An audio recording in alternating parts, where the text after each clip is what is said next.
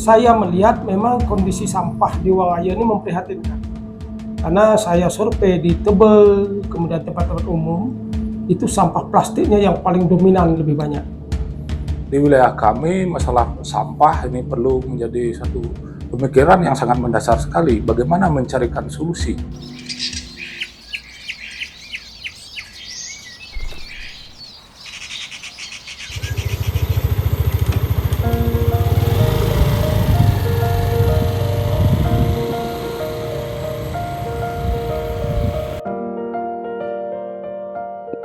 Program Solusi di Tabanan dilanjutkan dengan pendampingan 3 desa percontohan. 3 desa ini dipilih karena mereka memiliki karakteristik yang berbeda. Misalnya di Wangaya Gede itu merupakan desa di dataran tinggi dan belum ada atau minim pengelolaan sampahnya.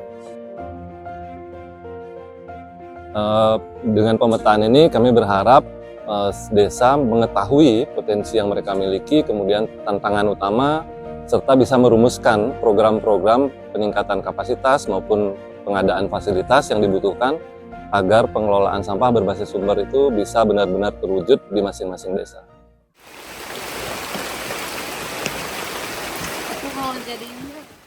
Metode yang digunakan dalam penelitian ini yaitu mixed method atau metode campuran yang melibatkan metode kualitatif dan kuantitatif.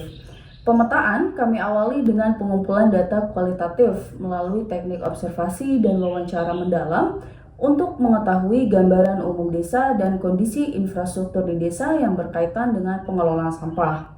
Kemudian, hasil dari observasi dan wawancara mendalam kami jadikan acuan untuk pengumpulan tahap kedua melalui metode kuantitatif. Nah, kemudian untuk di tahap kedua ini, kami mengumpulkan data kuantitatif melalui teknik survei. Kuesioner survei kami susun berdasarkan temuan dari observasi dan wawancara mendalam yang sudah dilakukan berkaitan dengan pengelolaan sampah di desa. Teknik survei ini kami gunakan untuk mengumpulkan data estimasi timbulan sampah, praktik pewadaan dan pemilahan sampah, serta praktik daur ulang dan pengolahan sampah yang dilakukan oleh masyarakat. Setelah melalui proses analisis, metode kuantitatif akan membantu menjawab pertanyaan apa dan berapa, sedangkan metode kualitatif akan membantu menjelaskan mengapa dan bagaimana pengelolaan sampah dilakukan di tingkat desa.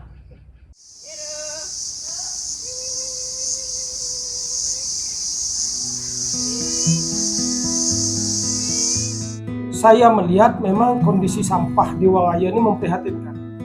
Karena saya survei di Tebel, kemudian tempat-tempat umum, itu sampah plastiknya yang paling dominan lebih banyak. Nah, setelah itu saya perangkat desa membuat kebijakan bagaimana kita mengelola sampah. Mengelola sampah pada saat itu saya baru masih bisa memfokus tentang sampah plastik. Karena apa? Kebiasaan warga kami sebagian besar nih. Jadi sampah, semua sampah termasuk sampah organik, residu apapun itu dibungkus pakai tas kresek. Lemparlah ke tempat-tempat pembuangan termasuk Tebel. Nah, ini yang bermasalah. Akhirnya saya melihat pada saat beberapa kali mencoba kebersihan, plastik yang jadi masalah. Kemudian Desa Daupekan karakteristiknya perkotaan dengan tingkat kepadatan penduduk yang sangat tinggi dan persoalan persampahannya sangat kompleks karena dia menjadi pusat ekonomi sehingga banyak timbulan sampah yang berasal tidak hanya dari warga lokal tapi juga dari warga lain yang beraktivitas di Desa Daupekan. Nah, dalam pemetaan di wilayah kami, masalah sampah ini perlu menjadi satu pemikiran yang sangat mendasar sekali. Bagaimana mencarikan solusi terhadap permasalahan sampah yang ditimbulkan. Nah, saya LCC dengan Gosikuler melakukan pemetaan di lapangan, datang survei ke masyarakat, menanyakan bagaimana sih pola pengelolaan sampah yang dilakukan oleh masyarakat. Sesuai dengan peraturan gubernur sudah semestinya masyarakat melalui SDM-nya kita kuatkan.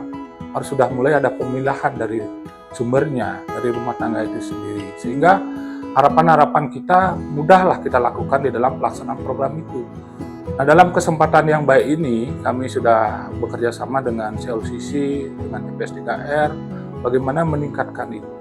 Dan juga TPS 3R kami dengan relawan-relawan yang kami miliki sudah mulai turun ke sekolah-sekolah untuk generasi muda kita berikan ilmunya, pendidikan, bagaimana kepedulian terhadap lingkungan sejak dini.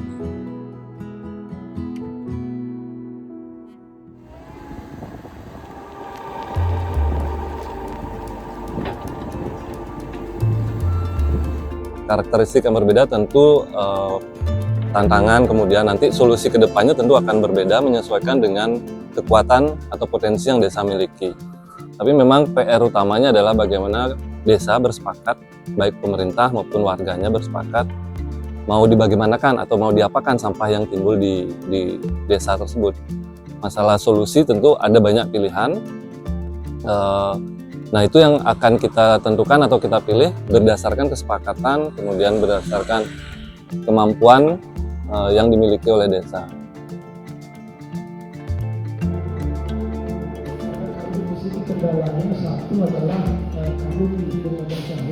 Tapi saya sebagai perbekal sudah bertekad bagaimana sampah ini kita kelola, bukan dibuang, kita kelola. Mudah-mudahan saya optimis ini bisa saya kerjakan dengan segala dinamika. Dengan hasil pemetaan nanti mudah-mudahan kita duduk kembali bersama dengan stakeholder yang ada di desa, di TPS, juga tokoh-tokoh masyarakat kita akan mencarikan solusi. Apa yang harus kita lakukan untuk mempercepat program dan proses pelaksanaan teknis lapangannya sehingga penjelasan akhir dapat kita lakukan dengan bagus. Program pendampingan desa ini berawal dari bagaimana misi diri Tabanan sendiri untuk mengelola sampahnya mulai dari sumber. Jadi sumber timbulan sampah mulai dari rumah tangga, kemudian usaha-usaha domestik di tingkat desa, itu kita coba tingkatkan mulai dengan pemilahan. Nah, untuk tahu bagaimana pemilahan yang dibutuhkan, itu kita perlu tahu timbulan atau komposisi dari timbulan sampah yang ada di masing-masing desa. Berapa jumlah anorganiknya, kemudian material anorganik yang bisa didaur ulang, sampai komposisi residu yang tidak dapat diproses dan harus dibawa ke TPA. Sehingga perhitungan ini diperlukan untuk merancang sistem seperti apa yang sesuai dengan masing-masing desa tersebut untuk meningkatkan pengelolaan sampahnya. Ya, untuk di masing-masing desa, progres pendampingan yang kita mulai di November 2023 tentu sudah ada progres, tapi tantangan juga masih ada di setiap aspek pengelolaan sampah. Mulai ada peningkatan pemahaman, kemudian jumlah pelanggan misalnya di TPS 3R yang mengikuti TPS 3R dan melakukan pemilahan itu bertambah setiap bulannya. Yang biasa saya jalankan di rumah, saya pilah sampah yang di dapur, sama yang organik saya jadiin satu, plastik saya jadiin satu juga, sampah-sampah lain habis biodalan saya jadiin satu juga, daun-daun yang di kebun saya langsung taruh di bawah pohonnya. Kalau menurut saya sih pemetaan itu penting banget, penting sekali biar kita tahu, dan sambil kontrol juga tiap rumah tangga itu sudah mau berbuat apa tidak. Tapi memang tantangannya adalah bagaimana mengefisienkan pengelolaan, karena biaya yang dibutuhkan untuk mengelola sampah itu juga cukup banyak. Kedepannya kita akan mendorong bagaimana pengelolaan sampah bisa lebih efisien dan efektif di tingkat desa.